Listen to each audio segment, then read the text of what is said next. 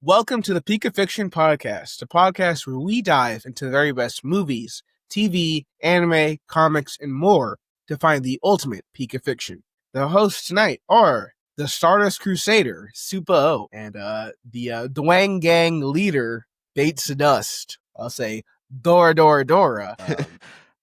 What's good, y'all? So on this very special bonus episode, it's just going to be us two. This is in preparation for our Steel Ball Run coverage a little bit later. SupaO and I will talk all things JoJo, from Phantom Blood to Jojolands. And we're going to be giving our own unique perspective on perhaps one of the greatest long-running series ever made. We're the only two people in the cast who have, read all of it. So we wanted to take a special, side to side, just to talk about everything JoJo. So, of course, since we're talking everything JoJo, we'll be talking full spoilers for all of JoJo's Bizarre Adventure up to Part 8, as we do a deep dive into our favorite JoJo's, JoBros, villains, stands, and more. Of course, JoJo's Bizarre Adventure is written and illustrated by Hirohiko Araki. And to start our discussion, we'll begin with you, SupaO. How did you first discover JoJo's Bizarre Adventure? Yes, JoJo. So I really started getting into JoJo maybe around this was after high school, which is so around 2016 for me. And this was I believe this was right after Diamond is Unbreakable stopped, the anime stopped airing. And I think I randomly was like, you know what, I've heard about JoJo. Let me start it up. So, I originally even know about the parts, how it going from part 1 to part 2 and part 3. I thought it was all the same guy throughout them all. Mhm. But I started part 1, Phantom Blood, and Phantom Blood took me a minute to get through.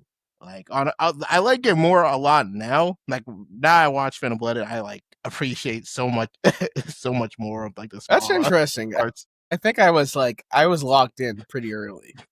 Really? I'll tell you the exact moment I locked in with Phantom Blood when I get to my part, but yeah.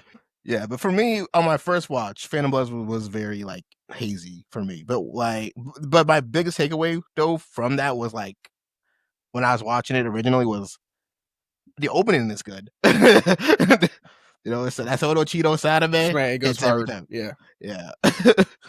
All the JoJo openings, by the way, just a little side 8. They're all tough. They're on a league of their own, bro. But yeah, as I was watching, so after I finished Phantom Blood, I started Battle Tendencies, and that's when I really started liking it a bit more. Because I really liked Joseph and the Pillar Men and Cars, especially Wamu. I really messed with them as villains, and every time they popped up was noticeable was their soundtrack. Yeah. And then the Aztec dubstep.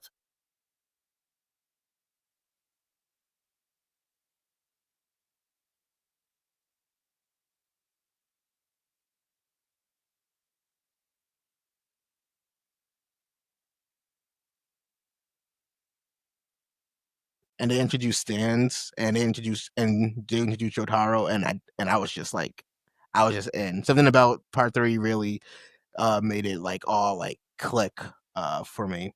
Cause I just really enjoyed the game. I really enjoyed the stand back. I enjoyed the power system. Not to say Hamon is was bad or anything, but stands, once okay introduced stands, that's when the creativity I feel for the series just kind of skyrocketed. Yeah, it was he was unchained. Yeah. and just everything. And after finishing 3, of course I went to Diamond's Unbreakable. Love Diamond. And when I caught up to the anime, I'm like, damn, I'm all caught up, but I still want to kind of keep going. I'm not gonna, and that's very rare for me. That's pretty rare when for me to catch up to an anime and be like, I gotta read the manga.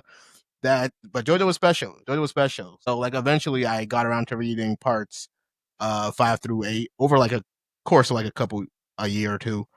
Especially because Jojolion at the time was still ongoing. But yeah, every part I read, I just loved. I don't even think there's a weak part. I know some people say, oh, part 1 is bad. I heard a couple people say some things about part 6. I have issues with part 6. It's not bad.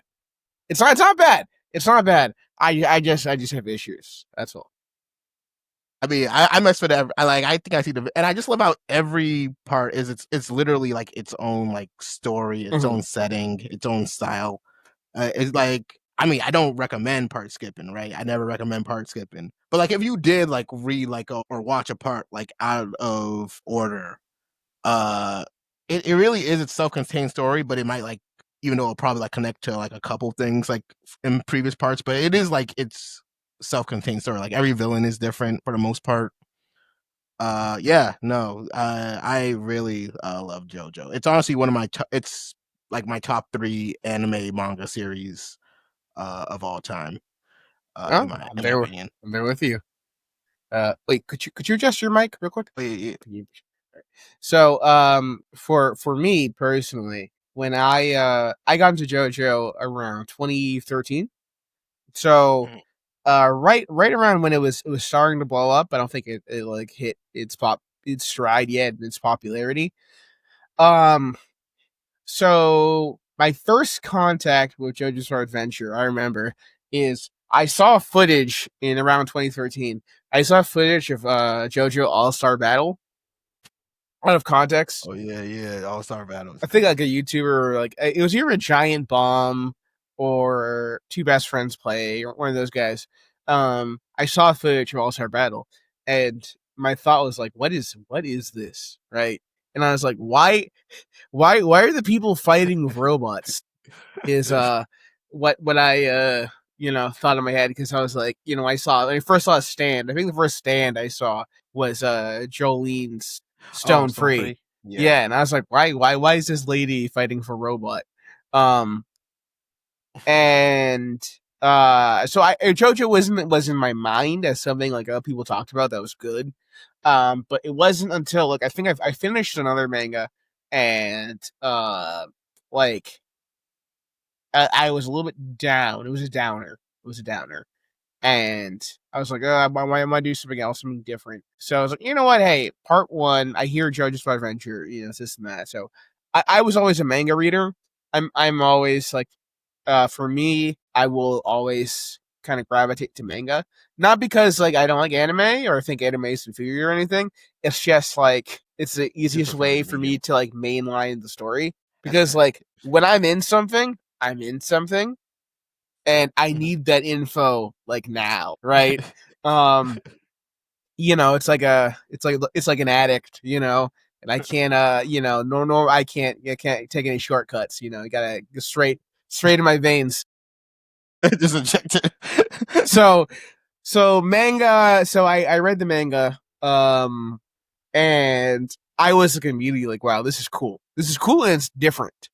Was my main thing. Even part 1, I thought it was so cool that for example, like the stone mask, in the fact that the vampire powers, the quote unquote vampire powers, was from, because like a lot of manga they do this, but they give like that sciencey explanation. But when they're like, oh, well, you see, when it pokes different parts of your brain, it activates so da da da. I was like, oh, okay. So it's like, oh yes, this makes sense. So that was super interesting to me. I like Dio. Dio immediately was like a, like a show, like a scene stealer. And I was like, all right, I'm kind of into this. It was the specific moment I was locked in to JoJo's Bizarre Adventure was when Dio like puts on the stone mask for the first time. He transforms, right? And they're in the mansion, and you're like, oh no, like what's going on? Like it's kind of that horror element. Dio like disappears after he's been shot, and I think he like karate chops a dude, right? he karate chops a dude in the head or something. I'm like, and it was like the coolest panel like I saw, back then in 2013. I was like, this is different. I have not seen something like, because it was such a weird way to express this guy getting powers, right? Because he karate chops this police officer, and I was like, okay, all right, this is different. This is weird. This is bizarre. And I was in, and then when he, and then in spite of that, when Jonathan manages to, fight him off, right, using different tactics and whatnot, I was super involved. And as soon as they introduced Hamon and how that worked, I was like, okay, this is different. This is cool, Yeah. right? I like the powers. I was like hooked, and I just like mainline that story from then. Like I've read part 1, part 2, part 3, and if somehow you stumbled into this video and you're like, wait, what is JoJo's Bizarre Adventure? Here's a quick explainer. JoJo's Bizarre Adventure is a story about it's separated in different parts. Each part is a different time period and follows a different JoJo, right? And they're called JoJo because usually their name, the first person in this line is Jonathan Joestar, then Joseph Joestar, or even if they have Japanese names, it has a kind of a pun. But usually you can shorten their names into Joe and Joe. And each of them have their own special abilities and powers and they have the call of adventure to defeat like some sort of evil in their time. And it's like a family line of various heroes that are each have their own unique call to adventure. And they all encounter, whatever villain of that time with their own unique power set.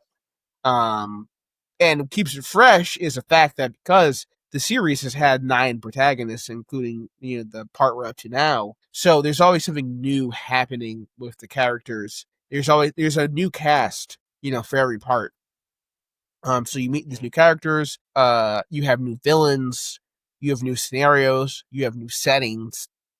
The settings is a big one. And it's kind of always refreshing story. And as the title, says, it's bizarre. There's this kind of like bizarre, surreal element to all the adventures. And there's still this human core, but what's happening in the encounters and the power sets are always strange and weird in like this refreshing way that you probably don't see in other manga. Because I would say JoJo's Bizarre Adventure doesn't follow traditional shonen power system, right? Unlike a lot of other shonens, it is not a thing where the main character gets stronger and stronger and stronger, and he gets a bigger and bigger power level, and that means he's able to fight, whoever, bigger enemies. It always feels like the protagonist is always, or his friends are always in danger because he has to always outthink, him or her has to outthink their opponent and use their powers in new and creative ways. Yes. In order to overcome their opponent. But yeah, so back to how I got into JoJo. So I'm mainlining the parts. I'm just diving through everything. I want to say I probably got up to finished or got through part 7. If I started in 2013, I got to part 7 like 2014, right? So I was pretty much caught up as the anime was going, and the anime was a good way for me to it's like getting the second dose of the manga, right? It's like, manga 2, manga enhanced.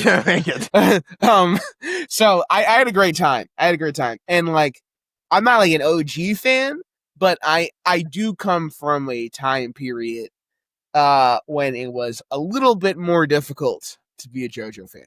Like there was this time period, especially in that the 2010s, when before everything got translated, right? Before JoJo was this huge phenomenon and everything got official translations, and nowadays, I mean, they're up to part 7 now, in the official Shonen Jump app.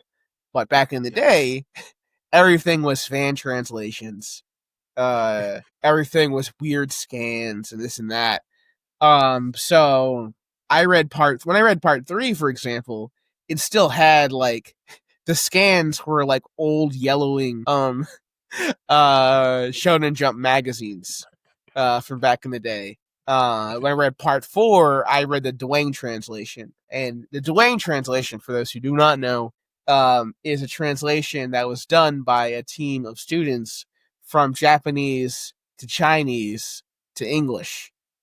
So it's a very weird translation where while it gets the gist of it, it has very awkward lines. The most famous of them being the villain of the series saying, "What a wonderful Dwang."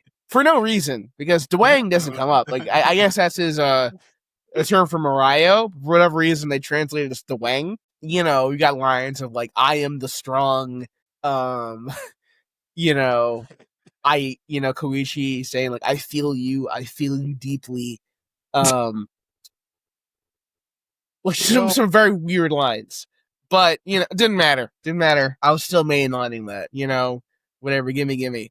It was during the time when I read part 5, right? There was a meme going around for about part 5 concerning the main villain, Diavolo, that no one knew how King Crimson worked. The big joke was you couldn't explain how King Crimson worked, right? Because he has this strange like time erasing. And everyone was like, you literally had fan translators arguing chapter to chapter in the margins about how King Crimson's power worked. So it was largely like a guy, he does his thing. And it wasn't until the anime came out and the better translations came out that, we truly did, okay, this is how our power works and makes sense. So, I grew up in that era of the JoJo fandom when it was still starting off. And it was a good time. I was that annoying person who was like, you got to read JoJo. Okay. If you were around there in 2013, 2014, you're like, wow, these JoJo fans are annoying. That was me. Okay. That was me. I'm kind of sorry, but not really. You should have read JoJo. Hey, man, that was me when I really got hip to it in like 2016, 2017. I was trying to get all my friends. I'm like, yo, you gotta, like, my thing was like, yo, you gotta watch it. Yeah, look, like, I would say Phantom 1 might be a bit, but after that, bro, you're in there. Yeah, you know those people that would be like, yo, is that a JoJo reference? And be like, muda, the world, though. All that. That was me. It was cringe. I'm sorry. But you have to understand. It took great effort to build this house. But the house is built now. And I would say JoJo fans are pretty normal at this point in time. But it took some time. The JoJo fandom is a great place to be. It all comes from the wonderful mind of the author Hirohiko Araki, who is a very unique creator. Yes. I would say, because like he is the most. He's one of those authors, especially as an older author, because JoJo has been in circulation for like 30 years. Where he is basing the manga and what the content of the manga on reality. Right? When I say he's basing on reality, I mean a lot of manga, especially now, is based off of other shonen manga, right? There's nobody that's really making a brand new series now that has not already read other series and is pulling from them, and it's either trying to emulate or trying to build off or trying to subvert the tropes found in the manga. But Araki, he comes from a much older time because JoJo started in the 80s. But he's a lot more uniquer. They're a lot more unique, and he's pulling from other sources, right? He's pulling from his personal knowledge that he's built up. He's pulling from his travels. He's pulling, as you can see a lot in the art, from fashion magazines. He's pulling from music, musicians, art. He's especially when it comes. Oh yeah, I was gonna say, especially when it comes to like the stands. Especially when it comes to stands, yes.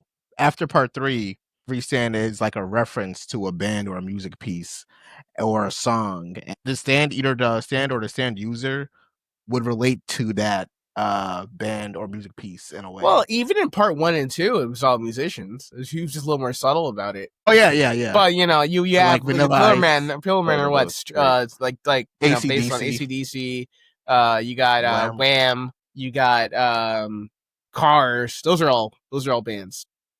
I didn't even know about Cars. yeah, it is. Yeah, Cars, AC/DC. Like I know we say Whamu, but actually it's supposed to be just Wham. Wham, yeah. Right, Wham, AC/DC, and Cars. So I mean, and even Zeppeli is based off Zeppelin. Oh yeah. Led Zeppelin. So he's always doing his little music jokes. But he's also pulling from like classical Greek art and statues. Mm-hmm. And, a lot of the way he draws his characters and his figures is based off of that kind of like artwork. And there's always this real element to his manga, even as fantastical as it gets. And I think that's what makes it so unique. And even after all these years, there's all this innovation and it still stands out in spite of that. Yes, yeah. I agree. Like, Araki, like you mentioned it earlier, where you said like the battles aren't like typical like shonen battles, and how it's like each character is trying to outthink the other one, in order to get the victory. Otherwise, it could be death. And you see that like you see fights like that like a lot throughout the series, even with like character, and it's a real like I have to abide by this rule, and you have to abide by your rule. But let's see how each rule, let's see how each rule interact with each other. Right? Let's see how I could get the edge up on you with the rules that is in my bet. I mean, like the best example of like how the rules work, right? And I'm running out the premise that you, the listener, knows what stand is, and is somewhat familiar with JoJo's Bizarre Adventure because I can't explain everything.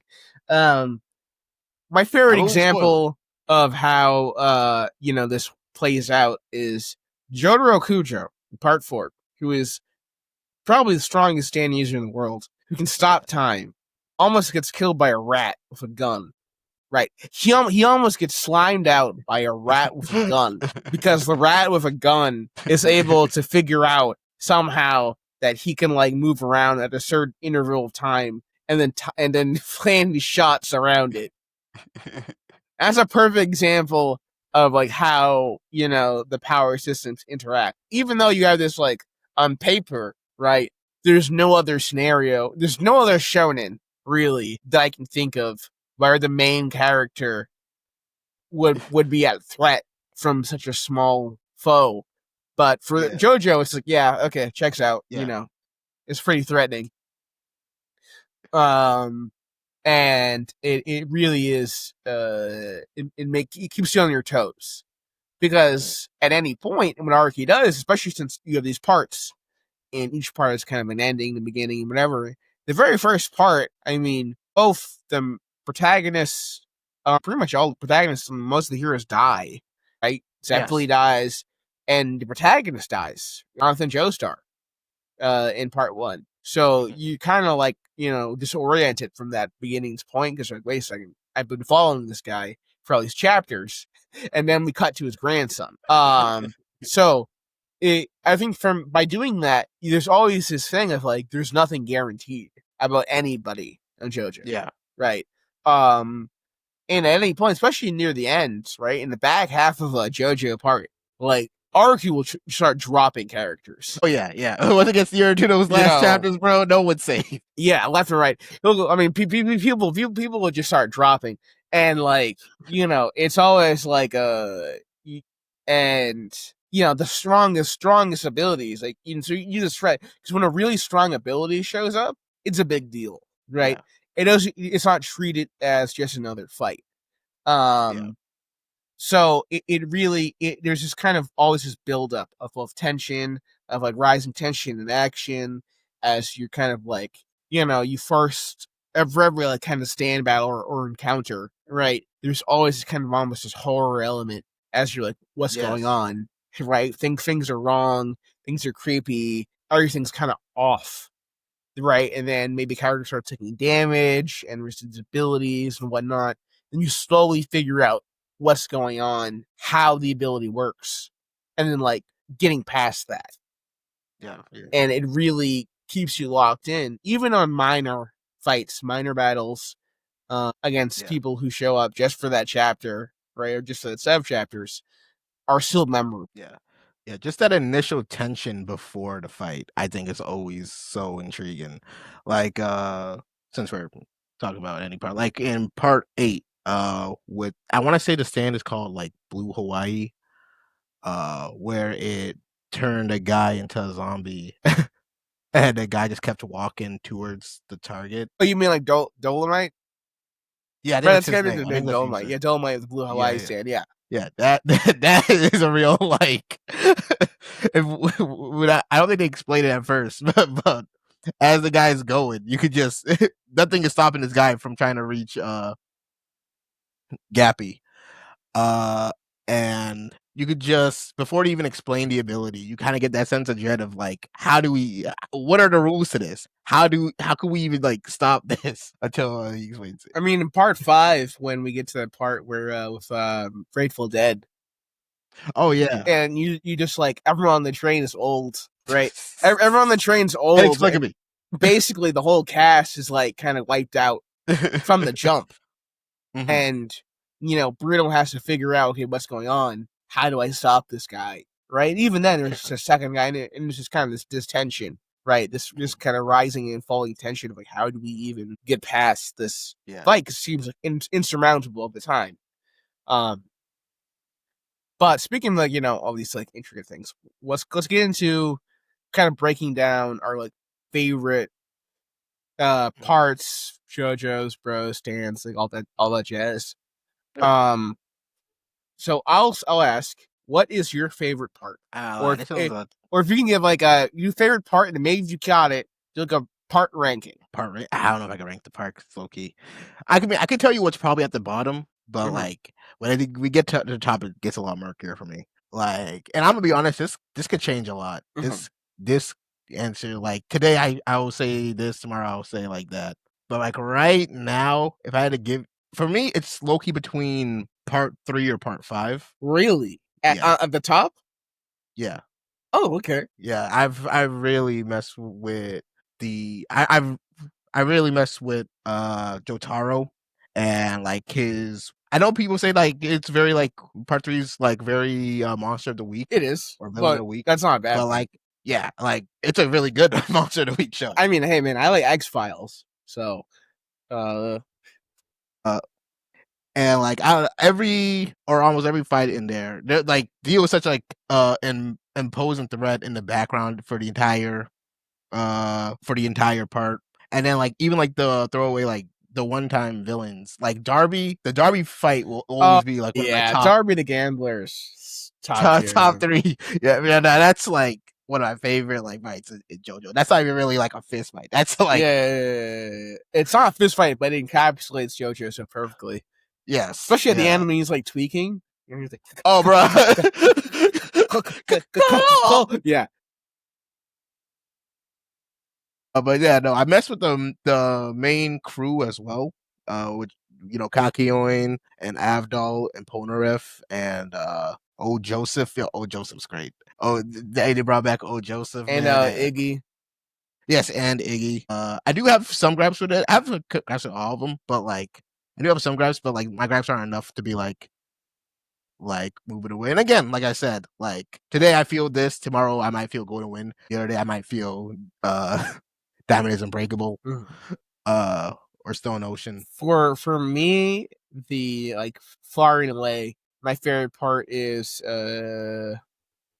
either 4, 7 or 4, 4 or 7. 4 or 7. Yeah, 4 or 7 is solid. Yeah, I would say Steel Ball Run. I think for me, it's just the best part. Like objectively. But personally, let's say my favorite part. I really like the dynamic of 4. And I like the dynamic of 7 too. It's it's a real back and forth because 7 has some of like the hardest moments in the whole series.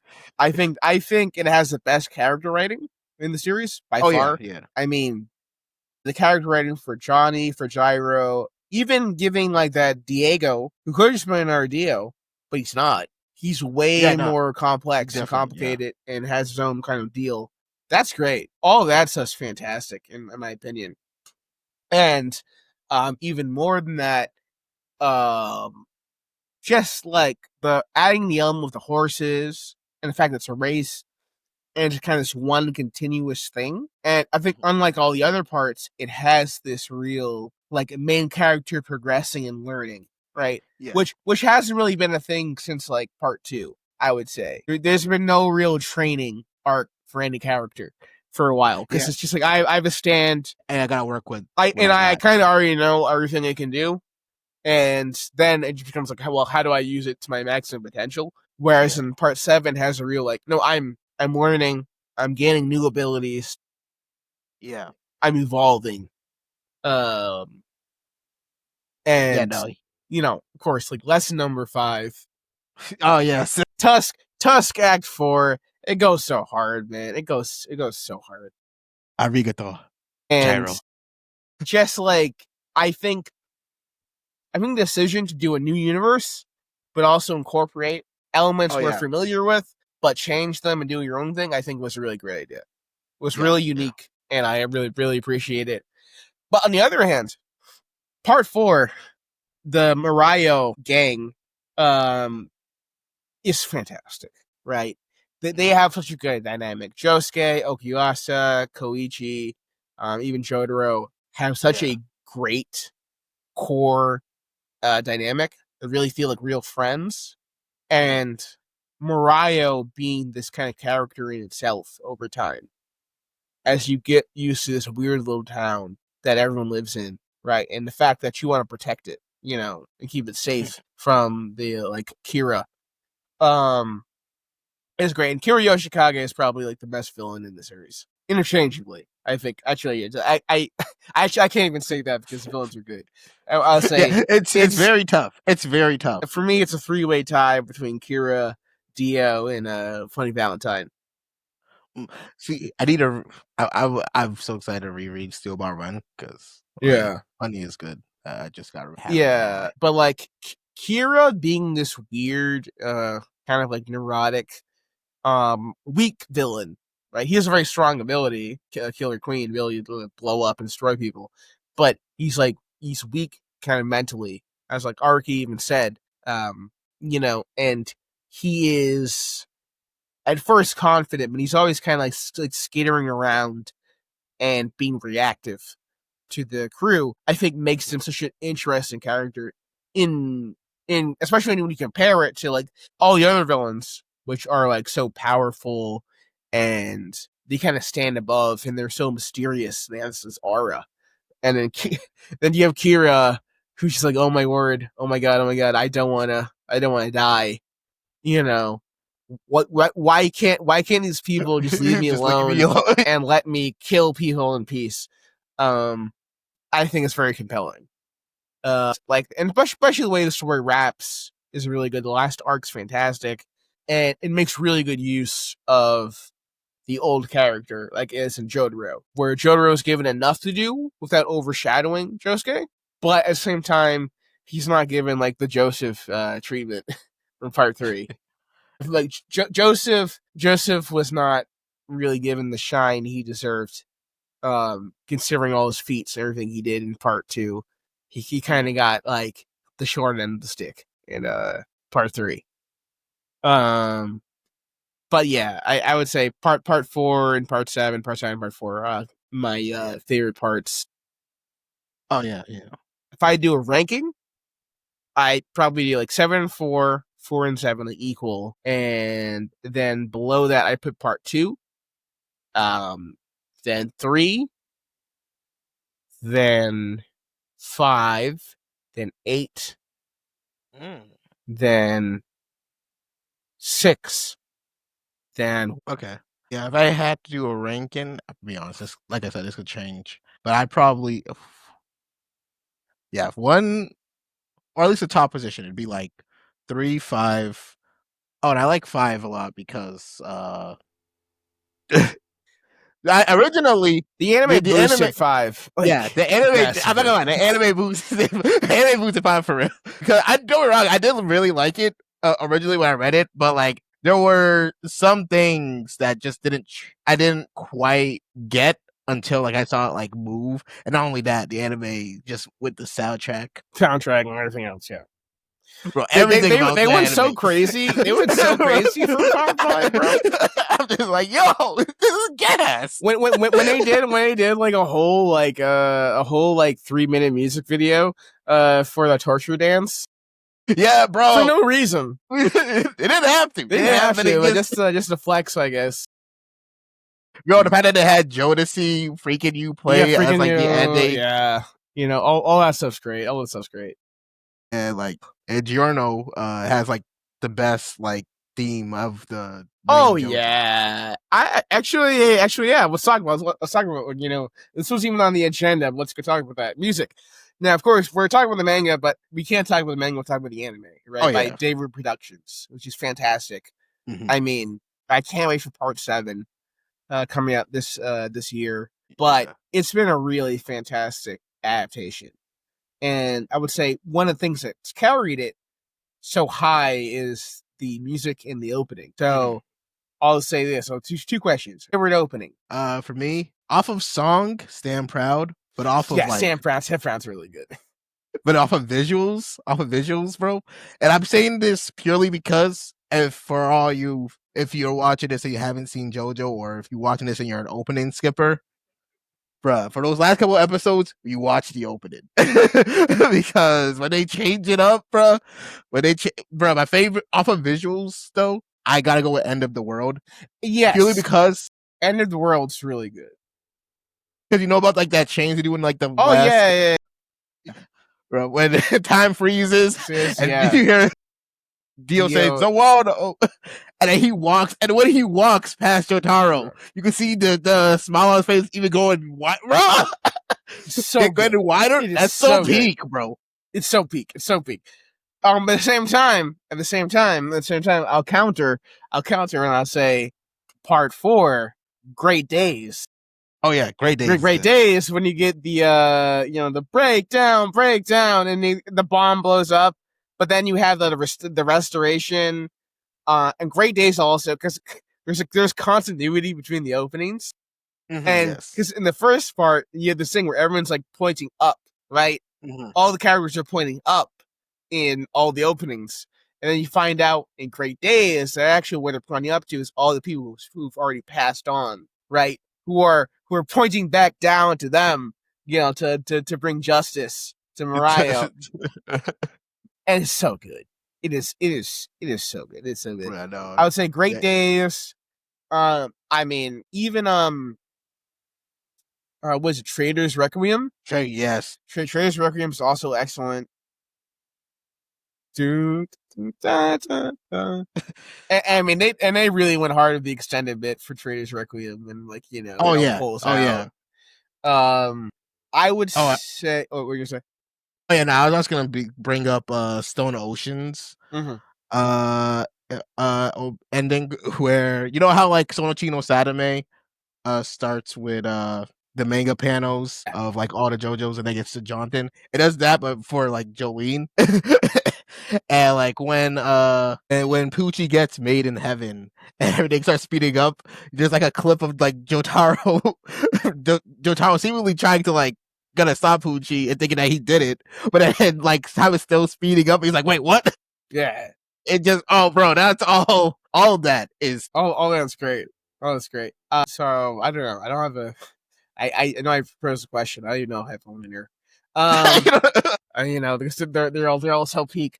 If I had to pick right now, I'd probably go for End of the World. Personally. Ooh, End of the World is good. Oh yeah, let's not forget Bloody Stream. Bloody Stream's also good. Oh, Bloody Streams, yeah. Okay, well, let's get a bit controversial then. What do you think is the worst JoJo opening, just by comparison? Worst, oh, actually, I don't know if it's controversial. And this is by worst, I mean like not as perfect. And it's still good. It's still very good. Probably Chase. See, that's a common one. And like I like Chase. Chase has grown on me, but when I think of everything else, I'm like, I can't put it above. I can't put Chase above other stuff on the list. No, I feel you. No, I really like Chase, and I can see why you would say that. Now, if I say mine, people might crucify us. All right, I want to hear it. Okay, and I'm gonna say this right. Every JoJo opening is S tier. Like if we pit them against like almost any other show, out with for me, I would probably go with the JoJo. Right? I got Bloody Stream last. Bloody Stream last. Just in comparison with everything else. Hey, you know just what? I can see it. Just in comparison. I can see it. I'm not going to be blinded by it, whatever. No, I can see it. But Bloody Stream is really good. It is. But I could see that getting put like last. Or if you compare it to everything else, it has a couple good moments. I always love how like every opening or ending kind of spoils the thing. If it's someone else, if you know, you know. But the bit when he's doing the thing, he puts on the headbands. Like Joseph puts on Caesar's headband, and it's like yeah, that's great. All that stuff's fantastic in Bloody Streak. I would also probably just throw to in terms of endings, right? I mean, the GOAT, of course, is Roundabout. Yeah. And I would say right behind Roundabout, probably put Last Train Home. Last Train Home's good. I love Last Train Home. It's so yeah, so good. Worst ending, of course, is Stone Ocean, and that's because Netflix. Oh yeah, the beach one. Yeah, I got. Yeah, that one. Yeah, that one is at Netflix. You've all this money. You've all the money, and I know that's because Netflix said, well, no one's gonna watch the ending because they're gonna skip to the next episode. Just was like, ugh. Yeah. All right, so let's get to the actual. So we did part 7. We talked about our favorite parts. Favorite JoJo. A favorite JoJo? It's still gotta be my boy. I mean, they're all good. They're all fantastic. But like, if I had to pick someone in the paint, it gotta be Jotaro, bro. Jotaro's just really Jotaro. Yeah. Jotaro's just so cool to me, bro. He and I just love how he has grown throughout the series from part 3 to part 4 to part 6. And especially in part 3, looking back at it, I just love how I didn't even think about this when watching it originally, but like looking back, it's so I just love how he's just an edgy teenager. Yes. He's just but he's like a nerd. He's like a complete like that's why he has all those one-liners. Jotaro works best. I think the best way to see Jotaro is if you look at him as mildly autistic. Yeah, I think he functions best as a character. Yes, if you do that reading. But yes, yeah, he's not like, I mean, he's cool, but he's also trying to be cool. Yes, that's right. Yeah, like he's like, this is what a badass character would do, or this is what a badass character would say. Like that's why one of my favorite lines is how did he say it? He's like, man, it's like, man, I don't want you to break it. Your face, that is. Oh, you have to watch.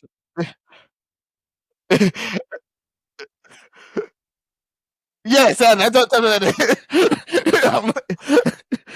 that's great. That's some stuff great. I would make up if I had powers and I was doing superhero stuff. Very, very terrible line, but yeah, it's great. And also you get parts where he's with Josuke and he's like, Josuke, well, you need to say a cool line. Try and teach him the ropes. Yeah. Jotaro is good. I mean, he's been in the series the most. And I'm not a person who's gonna be like, oh, Jotaro is boring, because he's not. There's a lot. There's more depth there than first appears. But for me, favorite JoJo is Joseph. I'm not mad at that. Joseph's good. I will always have a soft spot for Joseph. Even as all the parts go on, I will always have a soft spot for Joseph Joestar, and just how on top of it he is, because he's such a fun character to be with. Like part 2 especially, he is all his bits, especially your next line is bit. The next line is where and he has this kind of swagger and control of every situation he is, no matter how dire it gets, where he's always perpetually one step ahead of another person, right? And it makes you believe that he can contend even with super powerful opponents. He could probably figure out a way to do something, and he's always just scheming and doing the next bit. I think his introduction in part 2 when he fights Straits, and he's just doing all kinds of nonsense. He's doing all kinds of nonsense in that Straits fight. From sicking grenades to his coat to pulling out a Tommy gun.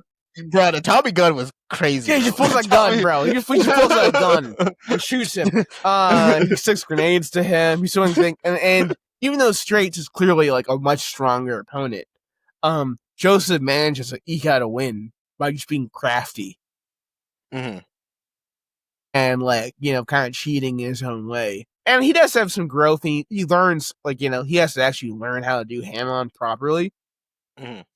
But even with that, he's able to out-trick and outsmart and think ahead of his opponents. Yeah.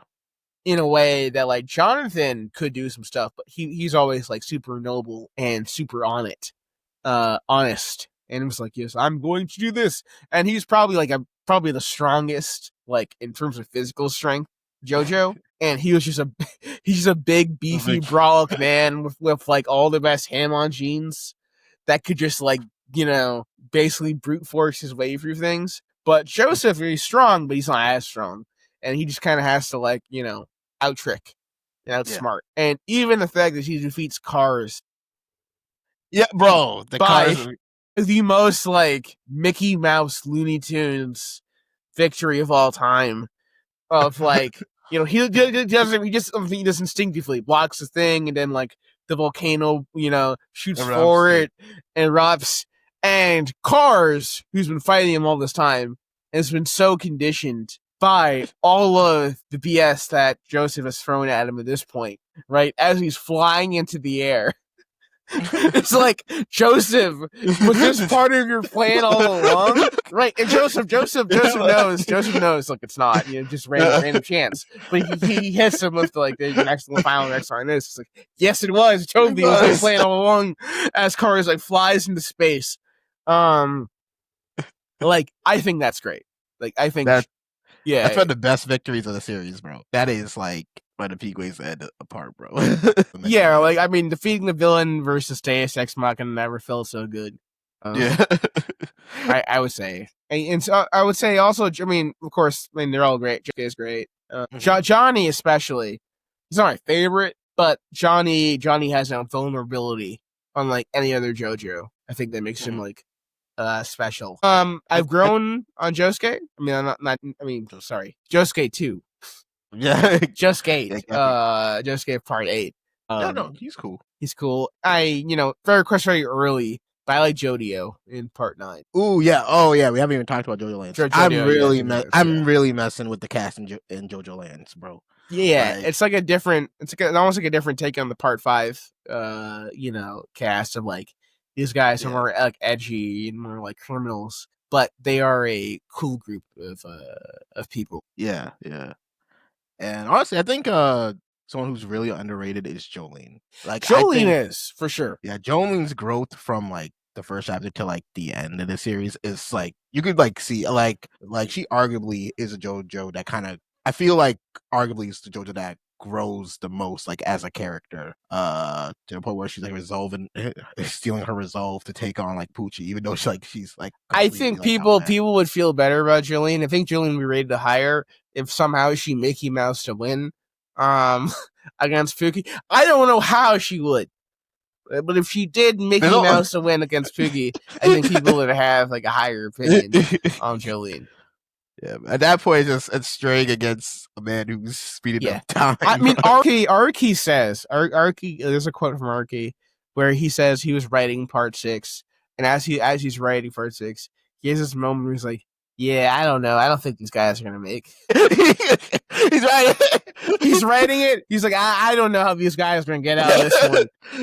Like, bro, what do you mean you don't know? You're the writer. Yeah, he's writing a story, and he's like, nah, these guys are cooked, bro. I'm sorry, but they're cooked. All right, so favorite JoBro. Yeah. And for me, it gotta be Gyro. It's gotta be Gyro. It's Gyro. Gyro is He's just the best one. He's the best. He's just the best one. I'm sorry. Gyro's damn near a JoJo himself, honestly. I mean, I would say so much of Steel Ball Run is Gyro. Like, he leads, especially the first, like, I would say section? Maybe at first quarter, he kind of is leading the action for the most part. Yeah. And he is such a compelling story on his own. Yeah. He's an amazing power set on his own. And unlike other, I would say you can compare Gyro most directly to like what, Caesar? Yeah, I would say Right, that. Caesar in part 2. And they're both like Zeppelis. They're both people who have their own unique power set, who help train the main JoJo and die right before the end. Right. But I would say unlike Caesar, I mean Gyro makes it like much farther than Caesar or even William Zeppeli did. Right. He makes it to the near end. And I don't think, like, even though he trains him and he passes on the lessons, right, and that he's able to incorporate, it doesn't feel the same kind of thing where the side character is like fully seeding himself and his essence to the main character, right? Because both Zeppelis in part 1 and part 2 literally give their essence and their power to the main character. But Gyro is still able to do a lot on his own, and he inspires the main character without being subsumed by the main character. Yeah. And I just love the fact that, like, even though he's like the man, and like they're not wrong, like William Zappelli and Caesar, for their respective JoJo, they also have like a bond, like, but like the bond with Gyro and between Gyro and Johnny is like so strong. Like he's a teacher, but he's also literally like a brother to like Johnny. By the end of it, and like just the way his steel balls move. Oh, the spin is such a great power. Spin is such a great power. And I mean, I'm sorry, Hamon, you were cool. It is. It's but the like spin is upgraded Hamon. Come on, man. It's so cool. It's tough. It's so cool. A bit plotty sometimes, but like I let it slide. Let it slide. I mean, much like Hamon, spin it can do whatever the plot says it can do. I mean, I was just reading it over today, and the other part where he uses the steel balls to flatten his legs. I'm like, oh, you can do that. Okay, I guess if you say so. Sure.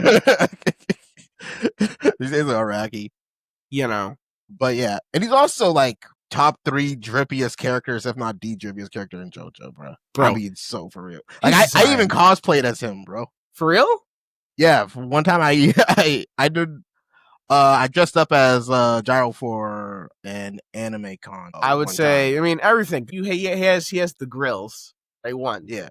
He has the grills. Oh, the Go-Go Zeppeli. Yeah, right. He got his coat. He got the hat. He got the cape. He got the belt. Okay. He got the steel balls on each side. He got steel balls on each side. He got the boots, bro. He is so. He is drippy, bro. He's making that purple and green work, man. Bro. And he completely outdrips the main Joestar. Yes, it's not even close. Johnny. I like Johnny, but like he has like the worst drip in the series. He does. I think it's the worst. Well, I would say it's probably even with Josuke Part 2. Oh, I thought you were talking about. I'm like, yo, easy on Josuke. Josuke might be the best strip JoJo. Yeah, no, Josuke looks great. But Josuke Part 2 in the sailor outfit is always a little goofy. Yeah. It grows on you. I think it grew on me over time, but like compared to like everyone else, it's kind of weak. But yeah, Gyro's so good. He's and also he has so many personal moments, right? His personal story of trying to save Marco, and also he just has a lot of like moments where he's just hanging out, right? Where he's saying like really dumb jokes, right, and doing dumb bits. And he feels like that. He feels like a real friend in that way, right? It's not just like we're in this partnership to fight this thing. It's like, no, actually, we're cool. We're friends. We hang out. Yeah. We do different things. There's a really great bit where I think they've experienced loss, and it always sticks out to me in part 7 because the art's fantastic. But they've experienced a loss. And, he holds up his coffee and it's like, well, let's drink, to this. And Johnny turns to him and says, why? We lost everything, but they still share that moment together. And it always resonates with me when I think about part 7. Yeah. And he's such a strong character, which makes his death all the more tragic because you almost believe he can like make it. Yes, He gets so close. He gets like up until the point when he does the ball breaker. When he's fighting Valentine and like he develops like a Loki like a stand for just a little bit. Right, you really like okay, he can do it, but he gets so close. A lot of people get so close to being Valentine, but are unable to do it. But yeah, Gyro was incredible, I would say. R.I.P. my goat. R.I.P. my goat. All right, so we did the best JoJo, the best JoBro, right? Best villain in the series. I mean, I have my top 3, but I'll probably pick one at some point. Damn, it's tough for me. Ultimately, for me, I think I would still. This is probably like a basic answer, but I would still have to go with like Dio, and not even like just as a character in general, because like I just love how much, or at least pre part 6, and even like a bit of part 7 too. How much his reach like extends to like the other parts. Like he has like so like each part has like he's touching it somehow. Yes, whether he's alive or not. Part 1 through 6 specifically is both the saga of the Joestars, but also the saga of Dio, right? Yeah. Where Dio is this ultimate evil that is affecting everything. Up until the point where I think the ultimate resolution of part 6 is creating like this new universe without Dio. And even still, he's still there. Even still, you can't get rid of him. And I mean, Dio is good. And one thing, it's he gets better over time. I think Araki does a good job of adding more characterization to him over time. You get a little bit more hints, especially in part 6 when you really get to see Dio at his most invulnerable. And his other insights that aren't just like cackling while posing. Bro. And even like if you go to part 1, bro, in part 1 he's so like he's so despicable, and his lines are so cold, bro. Like I'll always like think of the line where Johnson's like, "Oh, how many people have you killed?" And he just responds, "How many pieces of bread have you eaten?" Yeah. Like that is like nuts, bro. That is cold. I would say about Dio's character, which makes him so interesting, is no matter how powerful he gets, no matter how much he might change or transform or whatever his plans are, he is still fundamentally, right, that same boy, right, the same little boy that is angry about his father, right, and, what happened to his mother. That's who he is, like, at a fundamental level. And then that carries through. He's always trying to, like, achieve more and more and more, and to escape that kind of orbit, especially when he gets in part 3 and he drops the Brando entirely, as a rejection of that. Yes. But you can see those shades in him as he's like, kind of like almost trapped in that cycle. Because he, even though he's been given like this perfect like way out of it through the Joestars, he still holds on to that pain experienced from his dad. Yeah. And what I like about Dio is even though he has all this aura and even though he has all this thing, right, when it comes down to it, he is still like that little brat at his core.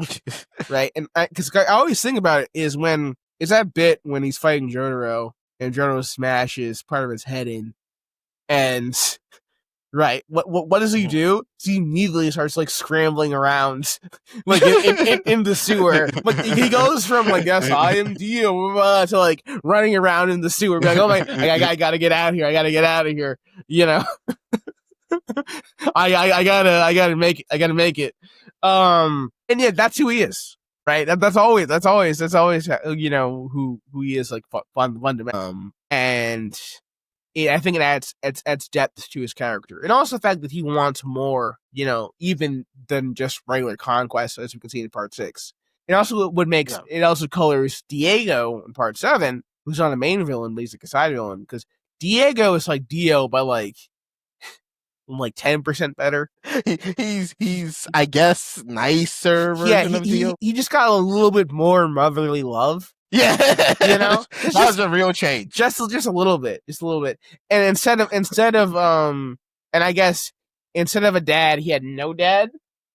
And a little bit more motherly love, and that makes him just 10% better. He's still a bad guy, but he's not as bad of a guy. Yeah. I don't remember what leads to the word. Well, that's the final contingency plan from because Valentine knows he's cooked. He's cooked. He's like rotating infinitely, and he's like, all right. And so he pulls a Diego from another universe. And he was like, here's the assignment, and this is your chance. You can get all this power and money if you follow these instructions. But yeah, no, I really mess with Dio a lot. His influence on the series as a whole is just can't be understated. And that final battle with Jotaro,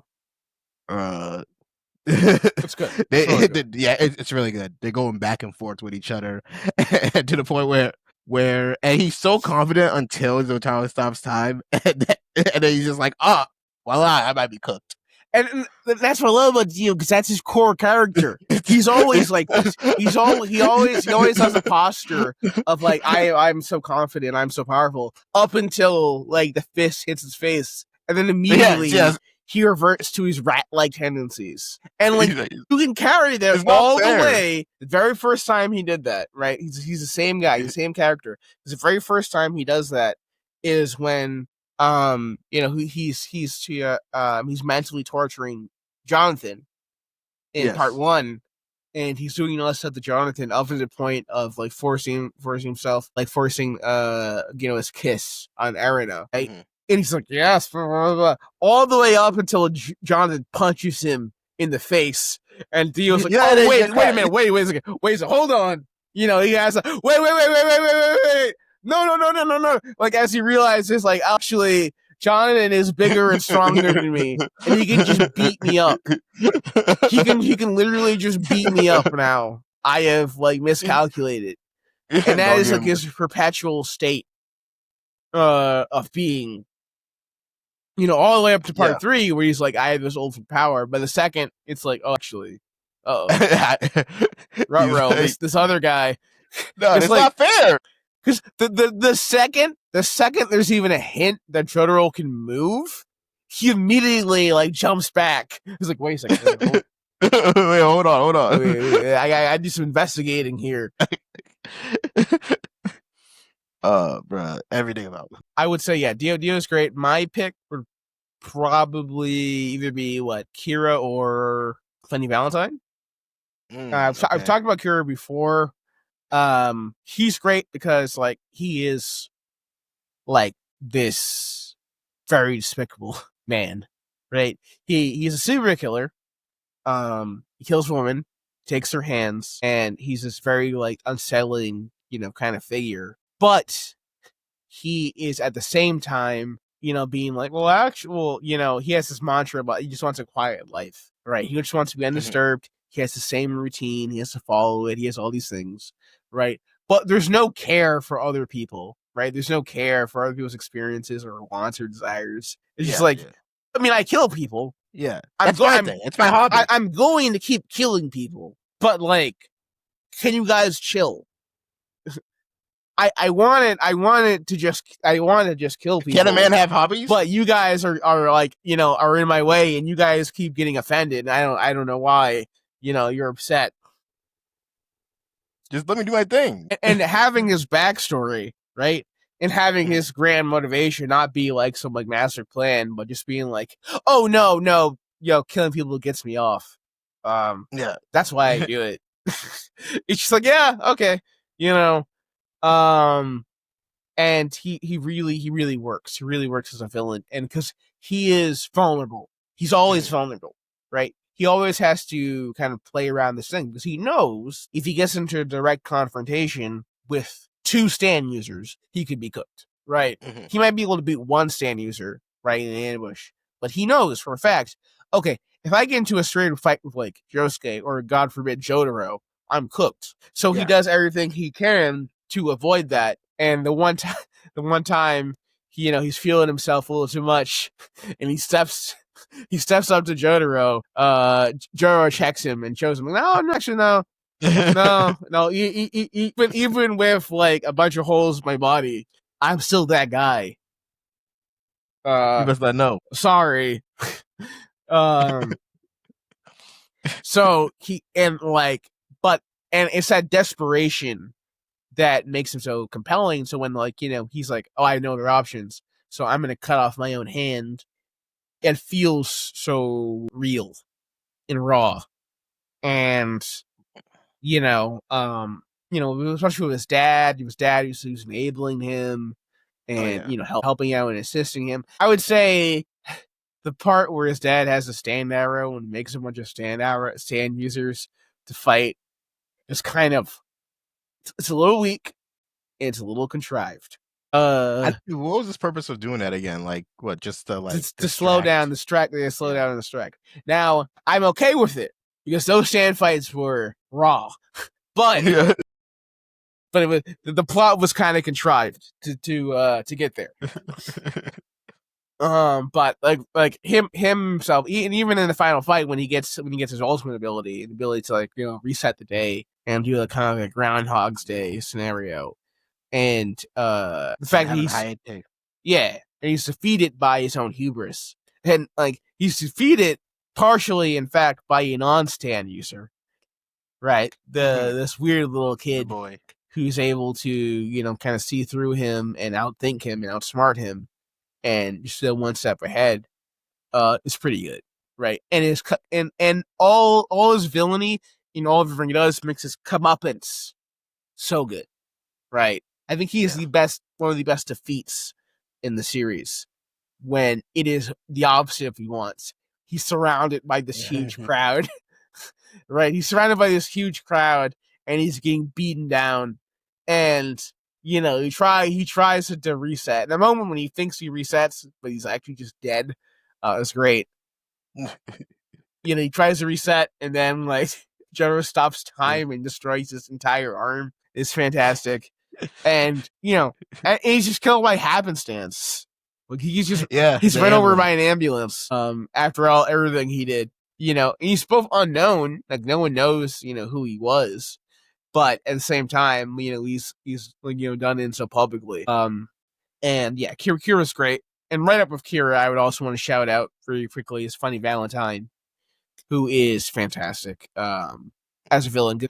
He has a very compelling reasoning, right? Yeah. I will not go what some people say, oh, Funny Valentine was right, or Funny Valentine did nothing wrong. Because you're out of your mind. But I will say this: Funny Valentine, all Funny Valentine really did at the end, and at the end of the day, is what every single American president has done since the 1900s, right? Mm-hmm. That's really all he did was his fundamental plan of oh, I want to push misery on the rest of the world at the I want to make America great at the expense of the rest of the world. And that's kind of like the American foreign policy for the past, couple hundred years. So in that respect, Funny Valentine is kind of how bad is he really in comparison to your average American president? How bad is Funny Valentine truly? But he wants to, and his big thing of well, I just want to make, and he's so devoted to America and his country. I think that's what makes him compelling. And also, he is like a lot of JoJo villains. He is very campy and fruity, and just does different things. I think just to for no good reason. Like when he just I think either kills or teleports that random guy to another dimension by slamming in the door. Oh yeah. For no real purpose, but he just slams in the door and he's like, Doja! I mean, all that stuff's great. His design goes super hard. The American flag scarred, carved in his back, goes so hard. Yeah. It. Oh, and also the stand is really good. Yeah, And it looks. D4C. Yeah. Oh, I'm sorry. Don't you mean Filthy axe for a reasonable reasonable price? Yeah. But yeah, even the design of it, I think it's my favorite one from a villain. Oh yeah. D4C is fantastic, and Araki did a multiverse story before multiverse stories were really popping, Popping off, and did very well. But yeah, Funny Valentine's fantastic, and he is a overarching threat. Who I think probably has the best excuse for sending goons first. Instead of just jumping in himself. Yeah. Considering he's the president. Yeah, you can't just leave the White House, Which does pose a question. I think is like, I assume the History Channel documentaries and the podcast probably go crazy in the Jojolands timeline, because it's probably like a History Channel documentary. Like, what happened? Remember when the president just died in the middle of the desert for like no reason? Like, weird. You get a report where they found the president and he was like a shriveled old man for some reason in the middle of the desert, and no one knows what happened. The train or whatever, not in the middle of the desert, but like in a Californian desert. The president just died. He just got clipped, and you go back through, and you're like, wait a second, we're looking through the records, and it looks like the steel bar run race was like done by the president, and all these assassins and whatnot, and you have these international figures. You're really piecing together, and of course, it's theorists want to go crazy. Yeah, but it's the 1800s too, so I assume at some point it won't even be like a real like conspiracy theory. It'll just be a fact, like in the record of like, oh yeah, Funny Valentine. Oh yeah, remember that? Yeah, the 23rd president, did all this stuff and then just died in the desert. Like they won't know the stand part, but they know like all the other like details of like, they were there hunting for something in the desert, and then the president eventually died. Yeah, there's probably a good YouTube video in the JoJo universe of like the race where like 600 participants died. Yeah, they got history books on it. Yeah, history books, right? Like, did you know there was a race across America where like 90% of the participants died in it? And everyone's wondering about Poco Loco, Yeah. Like, how did Poco Loco win? Is Poco Loco the true mastermind? They took away all his winnings after that. All right. We were talking about the favorite JoJo, JoBro. Talking about favorite villain. Shout out to I already mentioned it earlier, but the Pillar Men also just awful. I really like Pillar Men. They have a good dynamic. It's all about the stands, baby. Since part 3, there's been so many stands, so many stand users, so many cool abilities. What is your favorite stand? You're gonna have to come back to me on that one, Loki. I'll say, okay, give me your top 3. Okay, so my top 3, and this could be interchangeable, right? And when I say when we're talking best, are we talking about like the ones that you would most likely want to have in real life, or no, you just favorite stands from the story. When I think about it, I'm thinking about Stan. I think like favorite, like in terms of like a combination of a character design, ability, thematic relevance, to points if it ties into the song. That's based off of. Off the top of my head, or at least from the list I have assembled a bit, I think top 3 for me would be in no particular order. Shining Diamond. Why are you calling Shining Diamond by its slave name? I'm sorry, Crazy Diamond, I should say. That localization got to me. Then I'd probably say Star Platinum. And low key, I really like. Oh, it's either between. Okay. If I have to do 4, because I low key can't choose 3. Sure. Crazy Diamond, Star Platinum, a Weather Report, and Gold Experience. That's a good list. I'm gonna say Killer Queen. Okay. You have Killer Queen. You have Sheer Heart Attack in there. Yeah. You BaitZaDust, which is tangentially related to my screen name, BaitZaDust. So that's always going to share a special part of my heart. I mean, it's an incredible design. I think it ties into the song really well. You know, you definitely are respect. Because like yeah, you have an R1's BaitZaDust, which works perfectly. You have Killer Queen, which I think attacks like dynamite and laser beams, which works pretty well.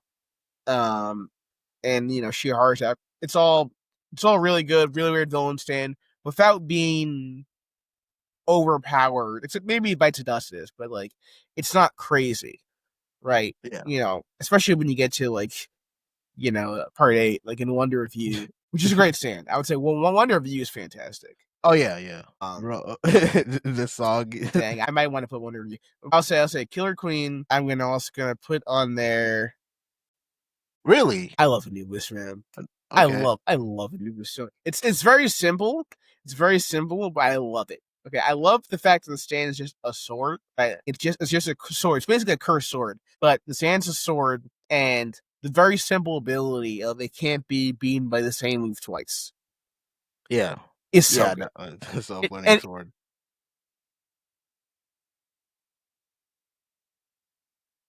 Oh yeah.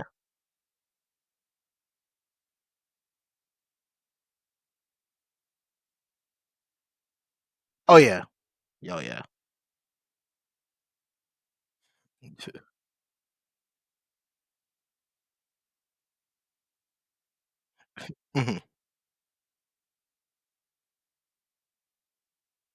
It provides really great fights.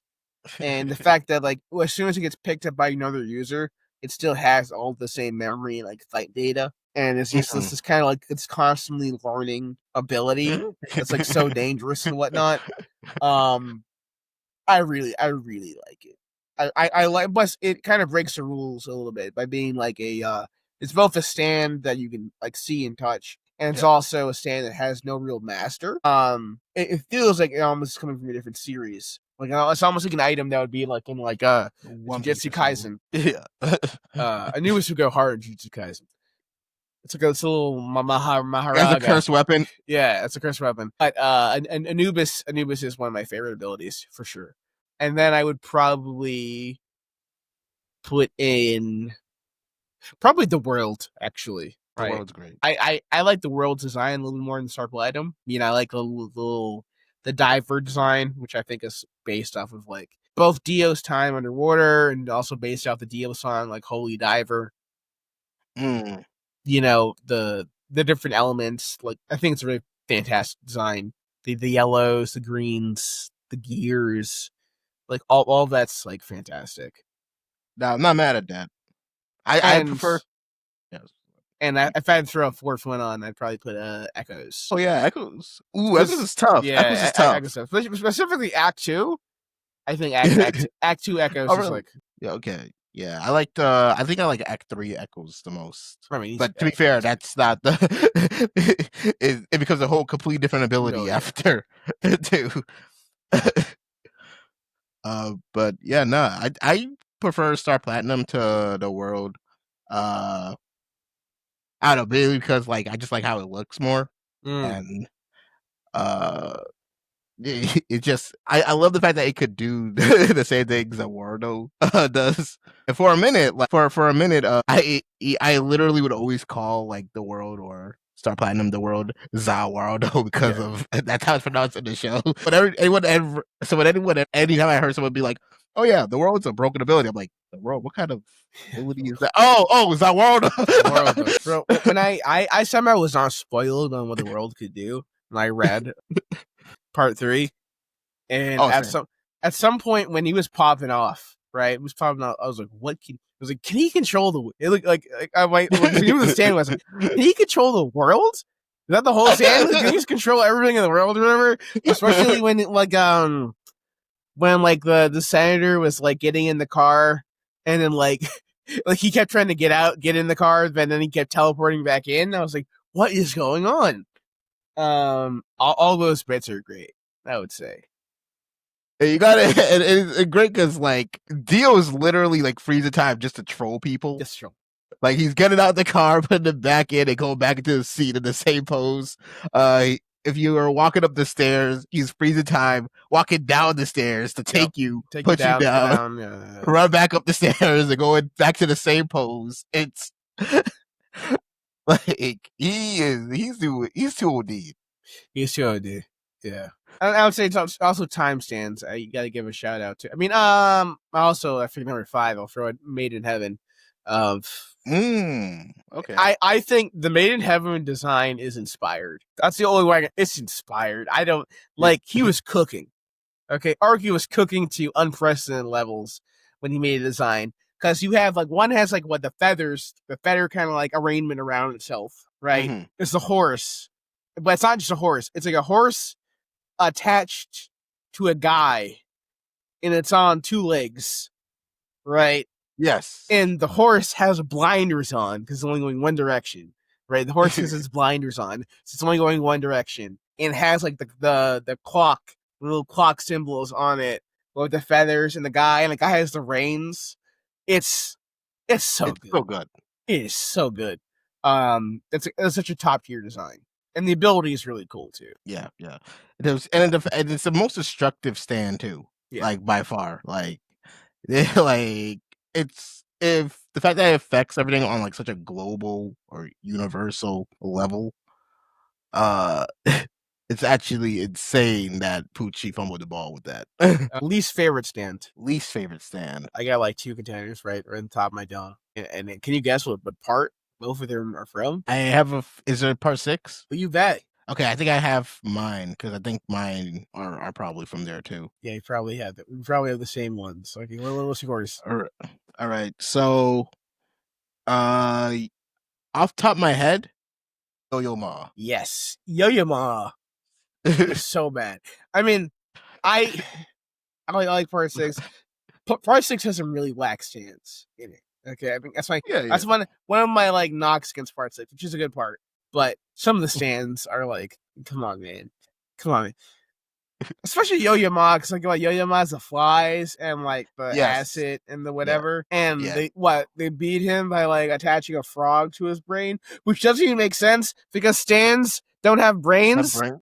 They're not physical things, right? They're psychic projections. He's like, oh no, I can physically attach a frog's brain. This doesn't even make any sense, dog. It's a manifestation of your will. What's going on? Yeah, that whole fight, it wasn't. But I'll give Yo-Yo Ma this. I like how autonomous it was. Yeah, it generally just felt like a different like character than its user. I like the premise of weird guy driving the riverboat. Yeah, I think that's a good starting premise. I just think it was executed well. Yeah. But no, my pick's not Yo-Yo Ma. It's Dragon's Dream. Dragon's Dream. Dragon's Dream is like, what are we? What's going on here? What are we doing? Yeah, all I know is that Dragon's Dream has something to do with feng shui. Feng shui, yeah. I'm gonna feng shui my way to victory. And I'm doing stuff. And he also has like an entirely separate power that doesn't have to do with Dragon's Dream, where he like karate chops you in your neck or something, and then you blow up with water, which makes no sense. I don't even remember. Not even a little bit. Like, yeah, Dragon's Dream was yeah, that was a weird one. Like how does me like punching your nervous system whatever add water to you? Like add H2O that was not there presently for you to drown in it. That doesn't make any sense. And that's not even a stand ability. If that was a stand ability, I would say that makes sense. You know? But it's not a stand ability. That's a separate feng shui kung fu thing. Then he used Dragon's Dream, which is independent stand. That's like, I don't know, bro. I'm just here for the feng shui. I don't really care, dog, man. I'm just here for the feng shui, I guess. He's like, I'm gonna feng shui you. I'm gonna feng shui you so hard that you'll die. But then he gets feng shuied. I don't know. It's a really bad stand fight. That one isn't great. I remember being so confused after reading that. That's my Jailhouse Lock, I want to say. It's my favorite. What about Jail? I like Jailhouse Lock. Yeah, I think Jailhouse Lock is a lot better in the anime, but when I first read it, I think I just, with all the times the situation kind of reset, I kind of got confused midway of like, well, okay, so what's happening? How are we? Where are we right now? Yeah, part 6 is a nice little test bed. I think part 7's weird. The stands are a lot more subtle. There's a lot more lot less stands, but the stands are pretty good. I think all the fights are really good. Yeah. Even they're a little weirder. But yeah, I mean, I guess part 3 has a couple of like. I mean, part 3 they're still testing it out. I think the probably the worst ones, the worst stand fights are the ones where Jotaro is like, I'm just gonna hit you. Like actually, I'm just stronger than you, so I'm just gonna hit you real hard. That's how I won. You know, not through intelligence, but like I got tired of this situation, so I decided to beat you up. Just wanted to punch something, you know. Yeah, I mean, like what is it? Deep Dark Blue Moon. The fish, the water one. Yeah, the water one, where he develops a here to unmentioned ability that I think is only used one other time, where he has the star finger. Yeah, yes.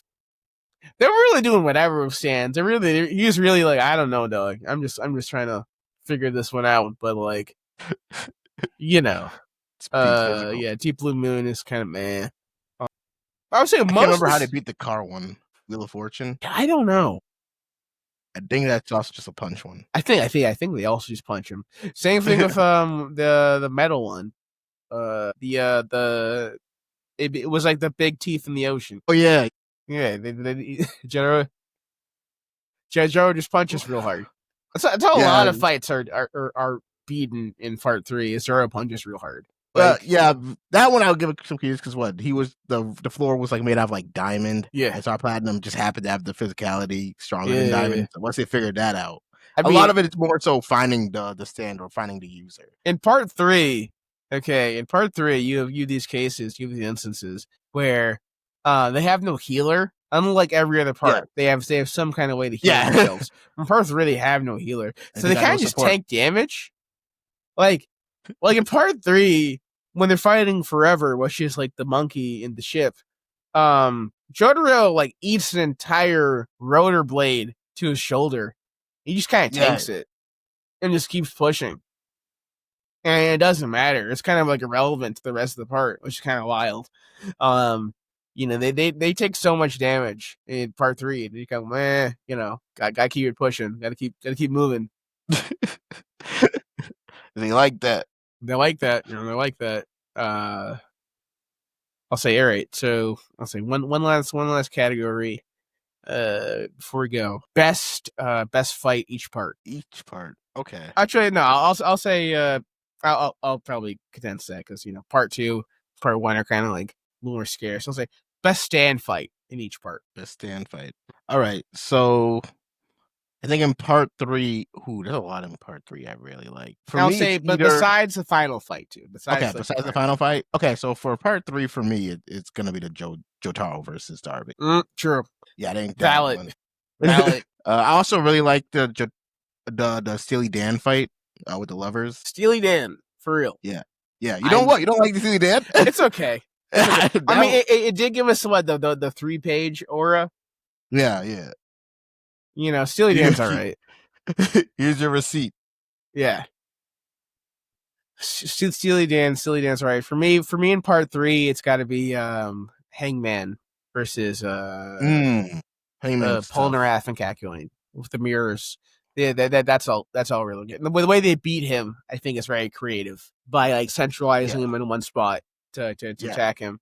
And plus, you the good catharsis and the character arc, character growth from Polnareff. Yeah, I like how much Polnareff did in part 3. I just wish we got a bit more with Kakyoin. Oh yeah, and Polnareff is like second protagonist. Polnareff's just they're like this could be Polnareff's adventure. Polnareff's just like booming dudes left and right in part 3. I also throw on Polnareff and I'll say and Avdol, but his part in that fight's very brief. Polnareff and Iggy versus Vanilla Ice. Yes, yeah. Bro, Avdol got done so dirty. Avdol got done dirty. Avdol got done real dirty. Bro, when I remember when that happened, and I generally did in my head, I was generally like, "Oh, he's not dead. He's just like in some dimension." And once they beat Cream, he'll get nope. He's that. He's clapped. that was a fight. Okay, Yeah, that yeah. was an all out brawl with Vanilla Ice. Like they really went in, Yeah. like fighting, against Vanilla Ice and like his ability to erase things. And I remember, especially in the anime, when they had that shot. It's that shot I think at the end, like between like right before the last episode, but it's a shot where it's circling around. Polnareff's injured, realizes he can't move, and he's like, "Well, I guess I lost." And he's just sitting there, right as like the giant void is approaching him, and then it cuts to like to be continued. Yeah, And yeah. it's so good. Like that bit's really great, and it's one of the very few times where they're like, if you push yourself, you'll die. And the character actually died when they pushed themselves. R.I.P. to Iggy and Abdul. And that bit when you see their when you see them ascend is still tears me up. Oh yeah, yeah. They had such impactful deaths, man. Also last thing in part 3, I also throw on Iggy versus Pet Shop.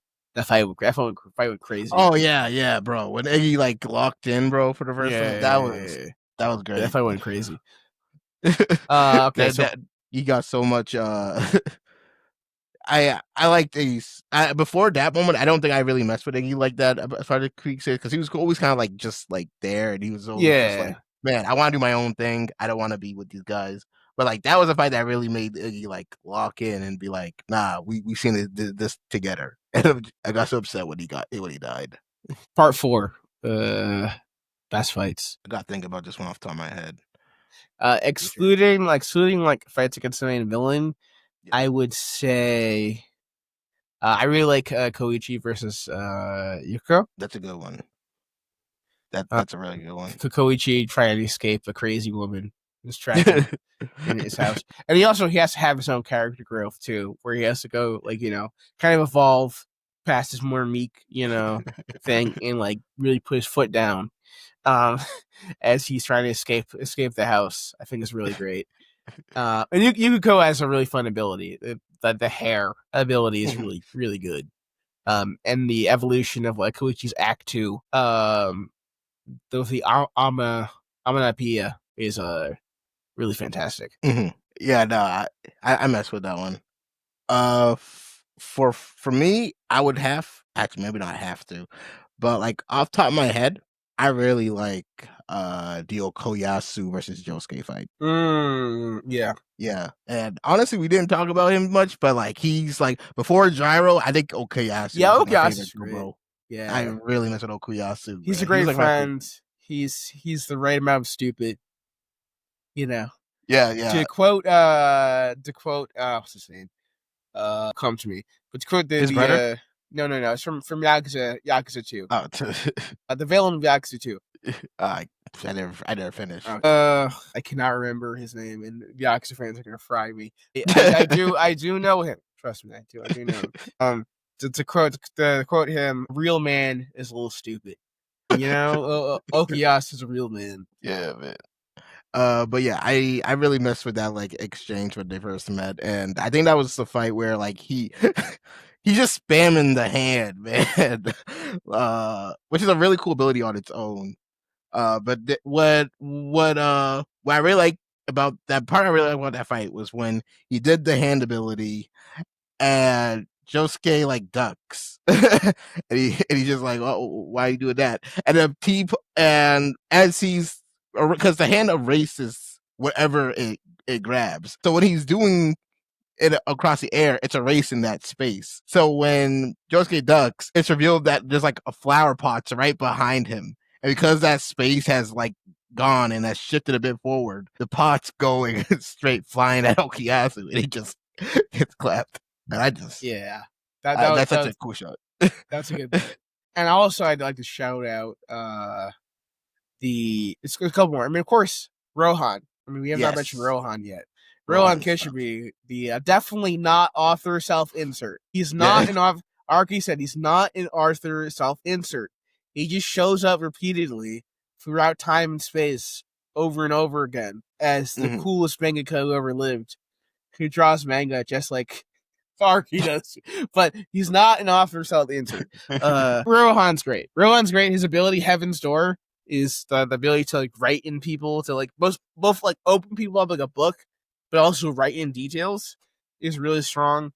And I would say his fight against Jonkin Boy, the rock paper scissors, is really fun. I really like that. That's a really dynamic fight, and just a lot of R. Both of them at some point are just kind of R farming, in the middle of the street, as part of the fight. And I would also want to shout out the battle between I just had was it Rohan versus Koichi? No, it's not a row. It's not a row. Oh no, it's Josuke versus the Highway Star.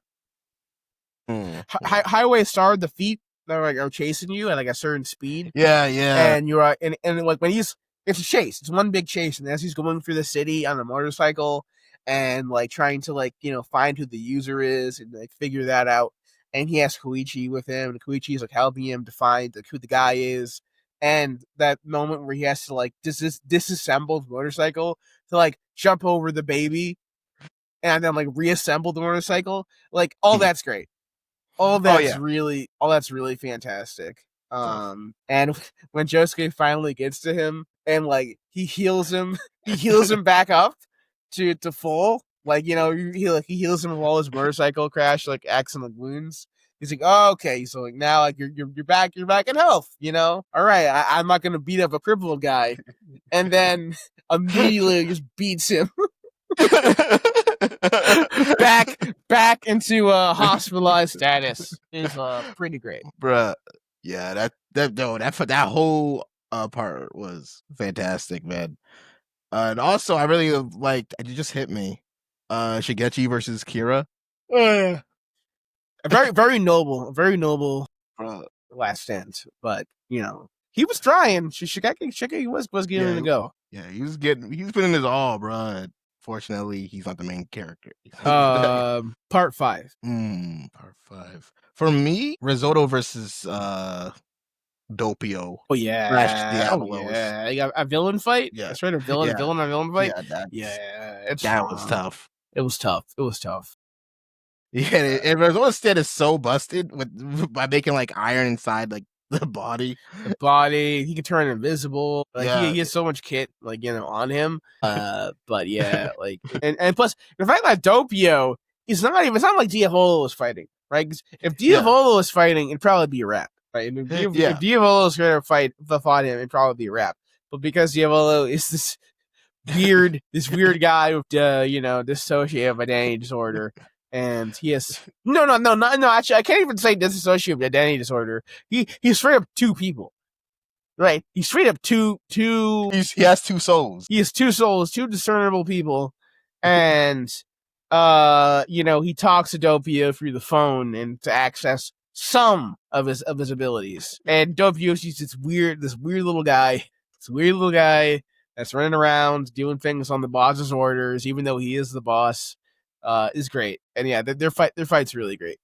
And I will also throw in I think Bruno versus every Bruno fight is tough. Yeah, every Bruno fight's great, especially Bruno, I think, versus Pesci and I think it's a Risotto. No, it's not Risotto. It's Pesci and his brother. His brother. But yeah, the Grateful Dead versus Beach Boys fight. Yeah. I mean, that's really great. Yeah. That's both all-timer, back-to-back all-time Bruno moments in one fight where it's like what he it's a part where he splits himself up. Yes. On the train and has to almost dies, and then he fights Pesci, and Pesci has locked in.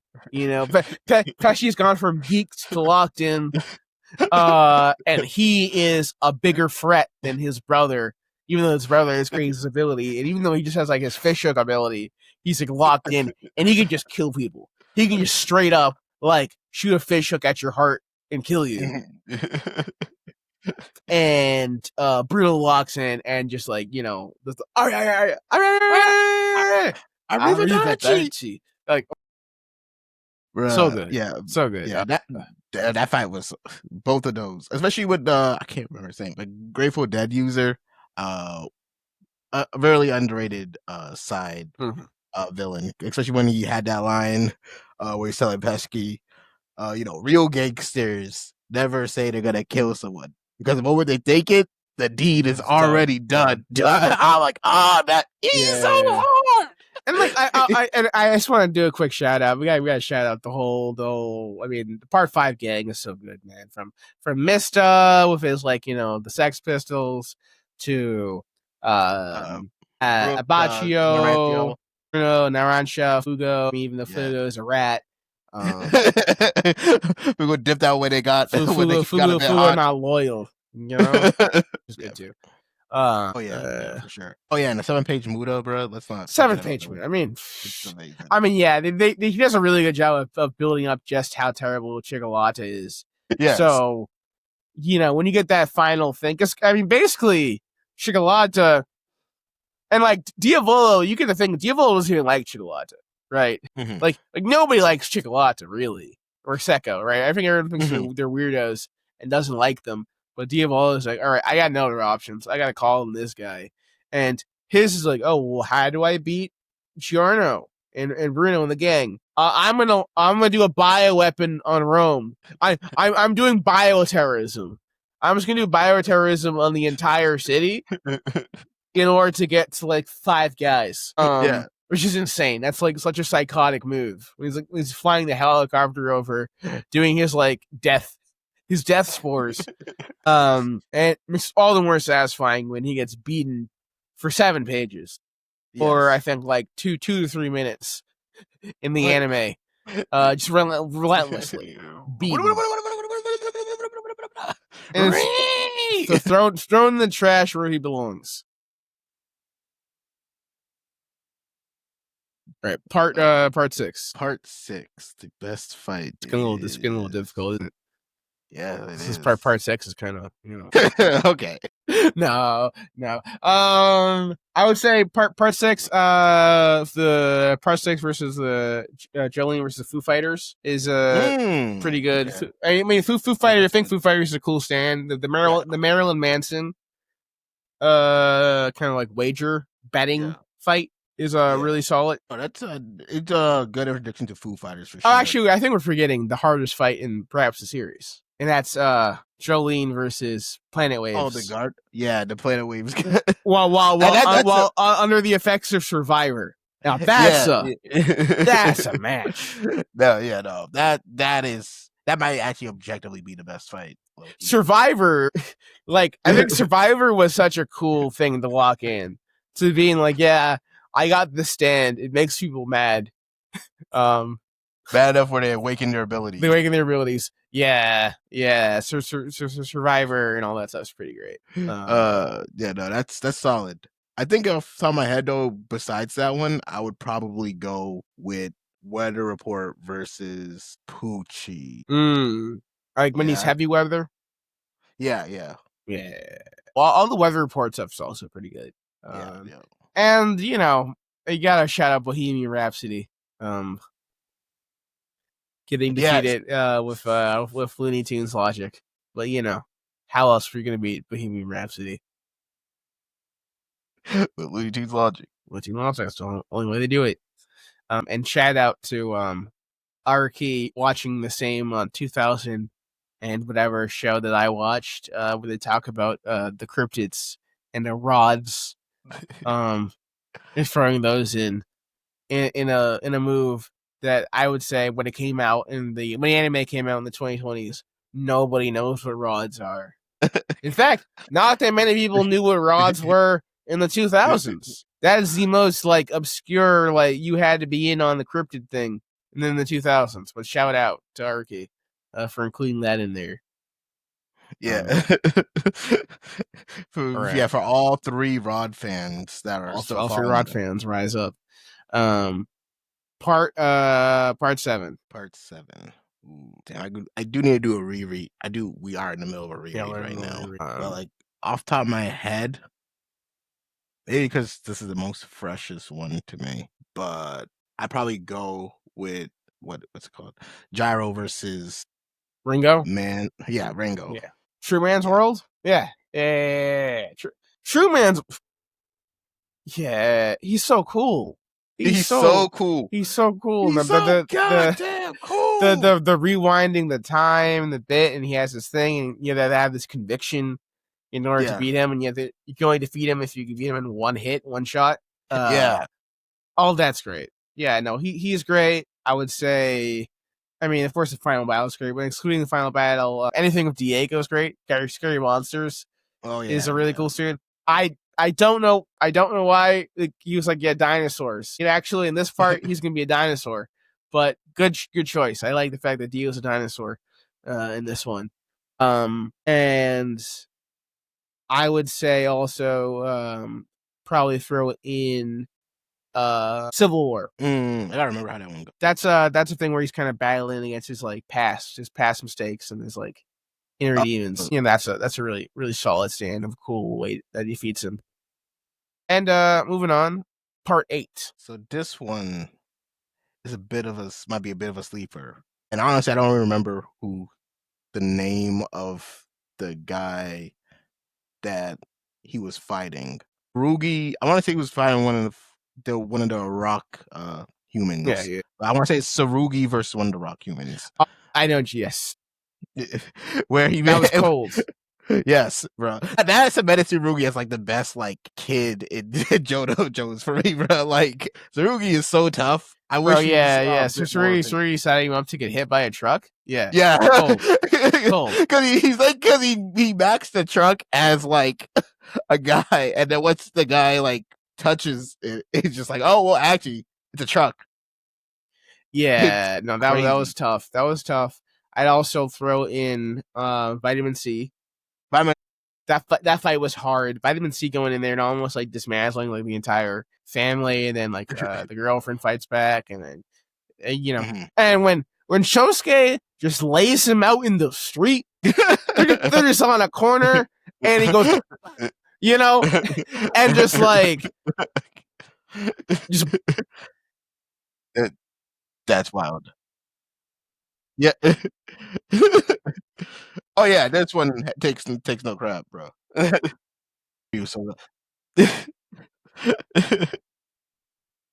Calamity, bro. Don't chase me. Don't chase me. Are you pursuing me? Are you thinking about pursuing me? Has a thought crossed your mind? Well, oh, bro, I love the fact that they even referenced the song within the manga. Oh yeah, that's one of the first times it happened. But yeah, like everyone's just dying around. You just see Toro. Yeah. He's like, yeah, let me turn on my Spotify real quick. Like I immediately on when I was reading that, I immediately like turned on the song, and I'm just like, oh, this man's foul. He's very foul. But yeah, you know, JoJo's Bizarre Adventure. I think we've talked about this for like 2 hours, but I think we've only like really scratched the surface on what makes the series so great and so peak. But like, shout out to Araki. Like, oh, for sure. Just running for such a long time, and the constant ability to reinvent himself and do something new, I think really makes him stand out.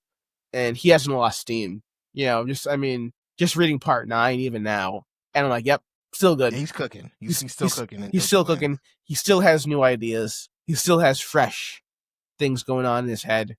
And you know, that's incredible. And you know, I just want to see more. Yeah, I'm just here for as long as he runs. You know, let's just keep it cooking. And please, I need more non-canon nonsense stories. You know, I need more like Heaven's Eyes. You know, Dio over Heaven, real dumb nonsense. You know, dream matches and characters interacting with each other and all that jazz.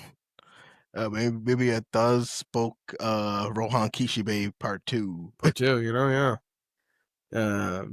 But I don't, at the same time, I please, I don't want I don't want the JoJo story that's like, we have to go across the multiverse and don't. I ain't gonna lie, I would be kind of hyped if there's like a battle where somehow I'm telling you, they brought back all it's the. not worth it. I'm telling you, I'm telling you, the panel will go hard.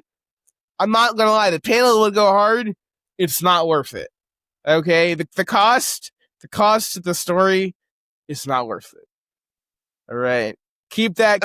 If you need that feeling, go watch cutscenes from like Eyes of Heaven. Okay, go watch those cutscenes. Get that hype feeling, and then like go come back to reality. Because you don't want to do that. You don't want to do that. You don't want to compromise other JoJo stories so you can get your end game panel. JoJo's run away. All right. Well, I think we discussed this pretty thoroughly. Thank y'all for stopping by, for listening to us yap about JoJo for 2 hours in a podcast not really connected to anything, but hey, we're out here. If you want to listen to more, you can check out our channel, and you can check us on Spotify, on YouTube, Apple Podcasts, and also hit up our Instagram page. And if made this far, you have all the reasons to leave a follow, like, subscribe, all that jazz. And hopefully you'll catch you next time. I can't believe JoJo made it on the Mountain of Peak. Anyway, all of it, actually. It turns out, like all 9 parts. All 9 parts made it. Crazy. But, it's there. Perfect 5, our first perfect score. But yeah. All right. See y'all later. Thanks for tuning in. Bye.